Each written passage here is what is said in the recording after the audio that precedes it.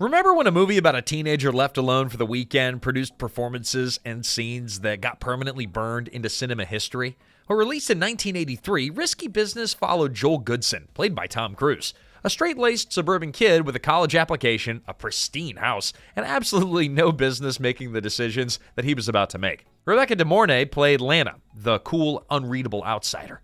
What ended up on screen felt bold enough, and what happened behind the scenes was a different story entirely. And today we're going to count down 15 weird facts about Risky Business that you probably never knew. And stick around for number 1, because before it became one of the most recognized titles of the decade, this film had a name so forgettable, the studio killed it before it even reached a poster. And before we jump in, don't forget to like, subscribe, and ring that bell, because it helps YouTube show this to more retro movie fans just like you. All right, grab those sunglasses and your dad's most crisp white button down. Let's get into it. Number 15, the famous dance scene had almost no script. The most famous 30 seconds of Risky Business came with exactly one line of direction: dance to rock music. That's it. That's the whole script. Tom Cruise and Paul Brickman talked through the shot, where to start, where to move, but once the camera rolled, everything else was on Cruise. The candlestick microphone, the furniture climbing, the full commitment of a man performing for an audience that didn't exist, yeah, all of it was improvised on the day. Then, the floor became a problem. The surface was too grippy, which turned the planned entrance into something closer to aggressive sock shuffling.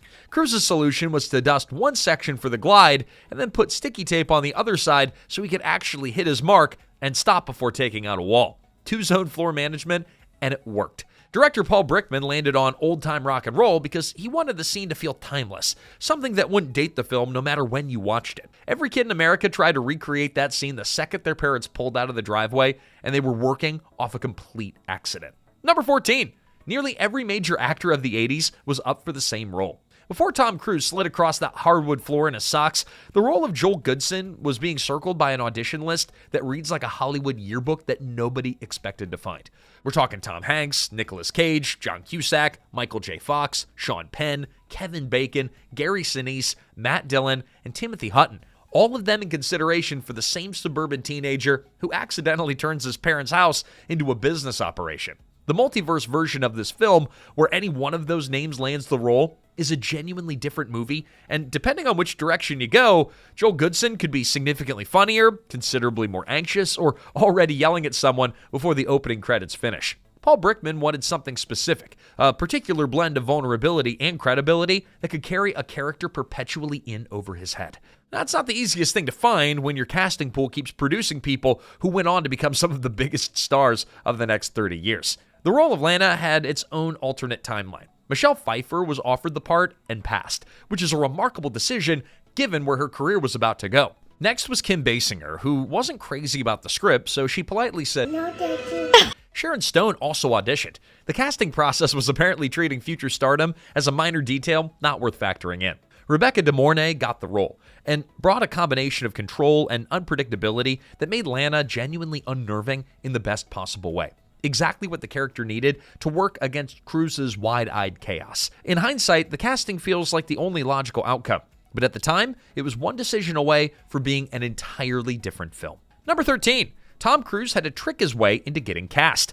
Now, Paul Brickman watched Tom Cruise in Taps and walked away with one very clear impression. This guy is too intense to play a suburban teenager figuring out economics. He wasn't wrong about the intensity. Cruise had a volatile, coiled energy on screen, which is not exactly the vibe for Joel Goodson. So Cruise's agent made some adjustments. Without telling his client, she arranged for Cruise to drop by Brickman's office during a break from filming The Outsiders, essentially ambushing the director with a casual hello that was anything but. Cruise walked in exactly as he'd come from set. Greasy hair, jean jacket, a chipped front tooth that had been uncapped for his Outsiders character and hadn't bothered to fix yet. He had an Oklahoma accent still going and a tattoo that he hadn't bothered to wash off. He hadn't planned any of it. He just hadn't had time to clean it up. The accidental transformation worked exactly like an intentional one.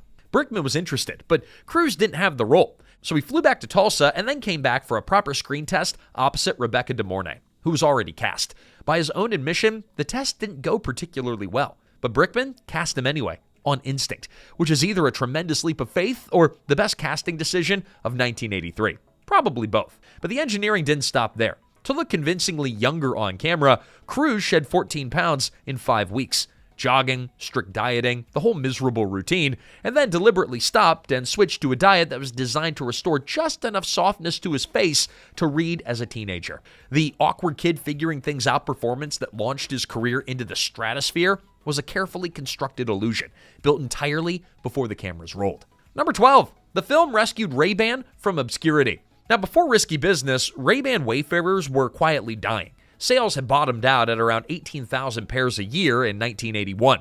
The brand was so far gone that Bosch and Lomb was actively considering pulling the plug from the Wayfarer line entirely. But then, Cruise put them on, and the brand's accountants had to find a bigger spreadsheet.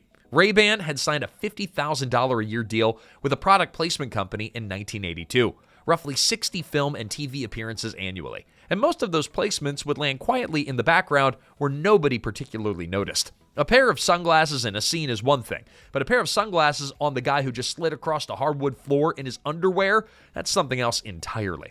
Sales jumped by an estimated 2,000% from that 1981 low. 360,000 pairs were sold in 1983 alone. And by 1986, after additional appearances in The Breakfast Club, Miami Vice, and Moonlighting, the number, that climbed to 1.5 million annually. Joel Goodson had an attitude that happened to come with sunglasses attached. That image was enough to pull an entire brand back from the edge and turn it into a defining visual shorthand for 80s cool. Ray-Ban went from 2 styles in their lineup to around 40 models by 1989. Rebuilding the whole operation on the back of one character's wardrobe choice. Number 11, the Porsche got one shot to hit the water correctly. Now, watching a Porsche 928 slowly roll off a dock and then disappear into Lake Michigan, that's genuinely painful. And not just for Joel, but here's what most people don't know. That wasn't one car. That wasn't even 2 cars. The production used 6 Porsches across filming and post-production, and not one of them exactly matched the 928 as it actually appears on screen. Different model years, different wheel types, different transmissions. They were all edited together to look like a single car that did technically exist. The one designated for the water had been completely gutted. There was no engine, no drivetrain, no V8, not just for budget reasons, but because Illinois state pollution laws required it. You couldn't sink a fully loaded car into Lake Michigan without the fluids contaminating the water. And here's the part that you can actually see if you know where to look. With the heavy engine removed, the car's nose sits noticeably higher than normal as it teeters on the pier.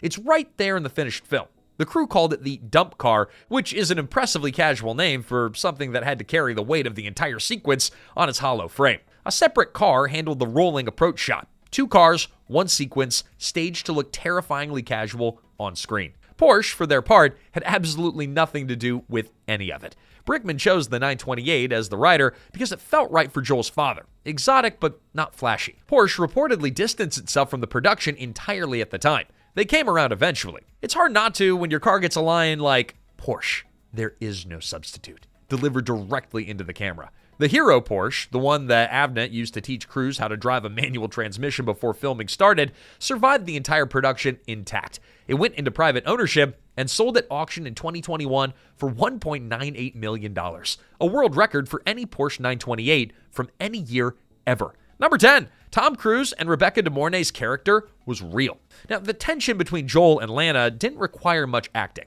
largely because Cruise and DeMornay had developed a genuine off-screen relationship by the time that those scenes were being filmed. DeMornay's first impression of Cruise, for the record, was that he was very annoying. I could say a lot of things. I will say that I thought he was very annoying when we first started. He was extremely annoying. But he grew on her. Then, filming moved to Chicago, and the situation got considerably more complicated. DeMornay was still with Harry Dean Stanton at the time. Curtis Armstrong's memoir describes Stanton spending his days slowly swimming the length of the hotel pool for hours at a time while DeMornay was on set, an image so loaded with dramatic irony that it could have been a deleted scene. Cruise, by Armstrong's account, had begun to regard Stanton as a guest that overstayed his welcome. The cast could see the whole thing developing from a mile away and had the good sense to say nothing. But eventually, the inevitable happened. Stanton, he went home, and the 2.5-year relationship that followed went largely undiscussed publicly. DeMornay didn't speak openly about it until 2023. Number 9, the ending that Paul Brickman built wasn't the one that anyone paid to see. Paul Brickman's original cut of Risky Business closed darker. Joel and Lana sit in a restaurant at the top of the John Hancock building, and the weight of every choice Joel made hangs over the scene. That was always the ending. What Brickman didn't want was what came after it, a lighter park scene that the studio bolted on, where Joel and Lana exchange easy banter and everything feels like a little more reserved than it should. Huh? That single addition rewired the tone of the entire film. Geffen Films looked at Brickman's version and determined that that level of ambiguity was not a product that they were positioned to sell. What followed wasn't a single conversation over lunch. It was a process. Multiple cuts screened in front of actual audiences, testing how much unease people were willing to sit with on a night out. The scorecards made the discomfort quantifiable. At one point, Brickman said he wouldn't direct the new ending. The studio's response was that they'd find someone who would. Each tested cut shifted the balance towards something more palatable. The ending that survived was the one that played best in a room full of strangers, not necessarily the one with the most to say. Number 8, the studio dressed up a dark film and sold it as a party movie. Risky Business arrived with a $6.2 million budget and a producer who wasn't feeling particularly confident about his next movie. David Geffen's initial concern wasn't marketing, but rather survival. The film didn't have the kind of studio muscle behind it that typically drives a major release campaign. What it did have was a story that didn't fit neatly into any category that audiences were already buying tickets for. So Geffen made some adjustments before the film ever reached a theater. Once casting was set, he had to tackle the packaging. Without a massive marketing budget to throw at the problem, the film got positioned as something familiar, a lighthearted teen sex comedy in the mold of Porky's. The sharper, darker material underneath got quietly folded into something more accessible. It was a lean strategy built around limited resources, and it worked considerably better than anyone had reason to expect. The film finished as the 10th highest grossing release of 1983, earning over $63 million. Hey, quick pause. Hit that like button. It tells YouTube that there are still people out here who think one-take Porsche sinkings are perfectly reasonable filmmaking. And subscribe if you haven't already. And while you're there, drop a comment about your horror stories of attempting that dance. Don't act like you never gave it a try. All right, let's get back to Highland Park. Number 7, the director who made one hit and then walked away from all of it. Risky Business was Paul Brickman's directorial debut. It was a cultural moment that launched Cruise into a different stratosphere. It defined a specific flavor of 80s cool, and it left Hollywood ready to hand Brickman really whatever he wanted next. But what he wanted next, apparently, was very little of it. The projects that came his way weren't small. Rain Man was offered to him. Forrest Gump was offered to him. A script that he reportedly put down after 12 pages when it put him to sleep. 2 films that between them collected 10 Academy Awards and became defining pieces of American cinema. And the Oscar goes to Forrest Gump.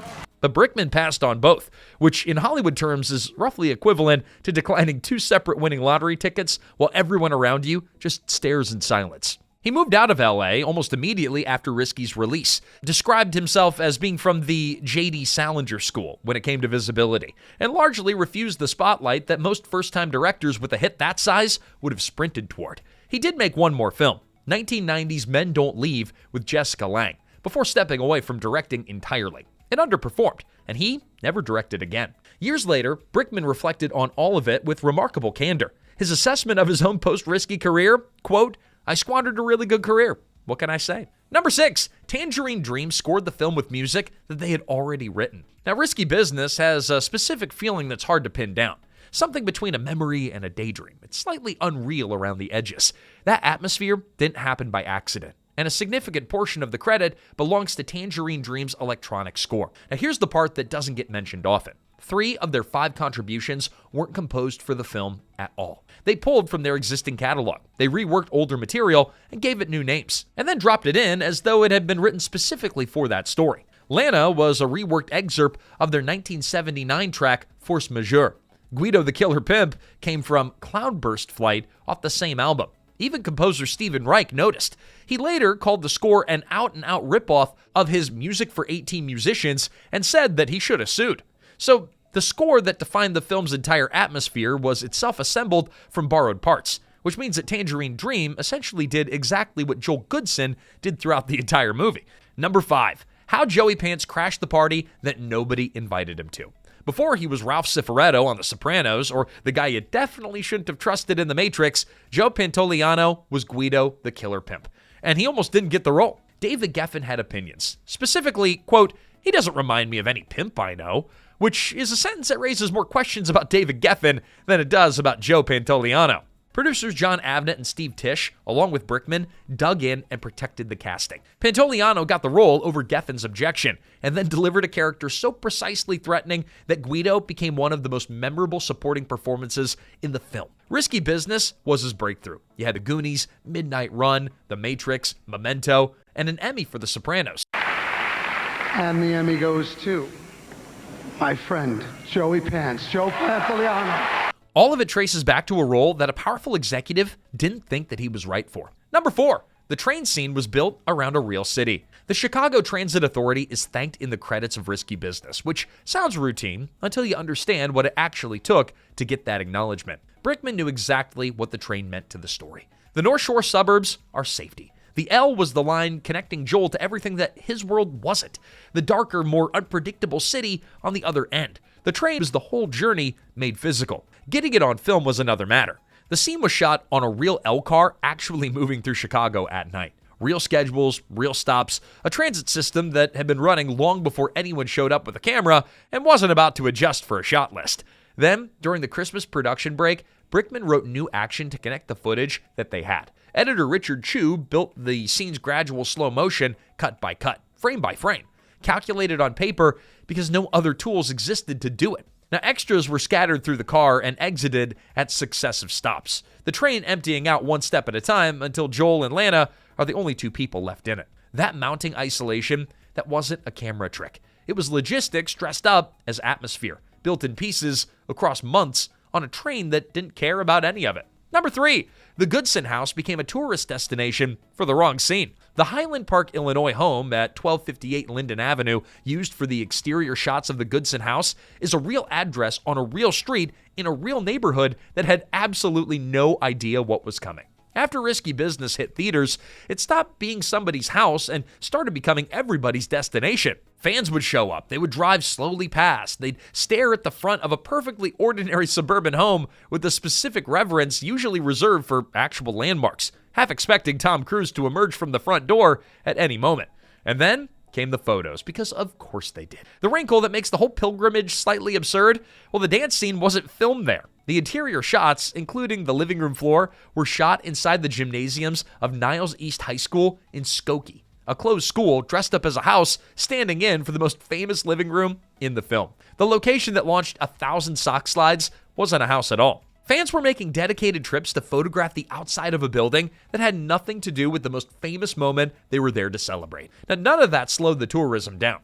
The Highland Park house absorbs decades of drive-bys and strangers pausing on the sidewalk to mentally reconstruct a scene that was filmed somewhere else entirely. At a certain point, the distinction stops mattering. The mythology of the location replaced the geography of it. Number 2, Risky Business invented a template that Hollywood spent a decade recycling. Before Risky Business, the teenager in a movie was generally dealing with a crush or surviving high school or learning some variety of life lesson that left everyone feeling warm and fuzzy on their way out of the theater. But Joel Goodson had a different agenda. He was running a business, a full-scale operation managed out of his parents' house, with logistics, overhead, and a criminal element that added some significant complications to the profit margin. The film planted a teenager inside an adult economic system and treated the whole arrangement completely seriously. And that framing was new enough in 1983 to feel genuinely startling. But it didn't stay new for long. 3 years later, John Hughes set Ferris Bueller's Day Off in the same Chicago suburbs, built around the same premise of a teenager seizing total control the moment the adults cleared out. The influence ran further than that. When Cameron Crowe made Jerry Maguire in 1996, he told Cruise directly that Joel Goodson was a significant part of what shaped that film. A sports agent running his own desperate operation on nothing but nerve and bad decisions. Number 1, the movie had a title that nobody would have remembered. Before it was a cultural touchstone, Risky Business was called White Boys Off the Lake. Let that sit for a moment. White Boys Off the Lake. The title, yeah, I guess it makes sense technically. You got suburban Chicago, wealthy kids, Lake Michigan sitting in the background like a geographic detail on a school project. But Paul Brickman built the name around the setting and the story's central demographic, which is a perfectly reasonable way to title a film, but it also guaranteed a way that ensured nobody outside a 3-mile radius would get particularly excited about seeing it. The studio took one look at it and moved on immediately. Hell no, to the no, no, no, yeah, to the no. They understood something fairly basic. Titles do a significant portion of the selling before a single frame of footage runs. White Boys Off the Lake sounds like a regional documentary that screens once at like a community center. It does not sound like a film that would define 1983. But Risky Business was sharper, more suggestive, and carried exactly the right combination of intrigue and mild menace. The kind of title that tells you just enough to make you want the rest. The original name didn't vanish entirely, though. It survived as a line of dialogue inside the finished film. A quiet inside joke for anyone paying close enough attention. And there you have it, 15 weird and wild facts about Risky Business. What surprised you the most? Well, share this video with a friend who still thinks socks on a hardwood floor is a legitimate life skill. And subscribe so we can see you next time. Until then, this is Remember When.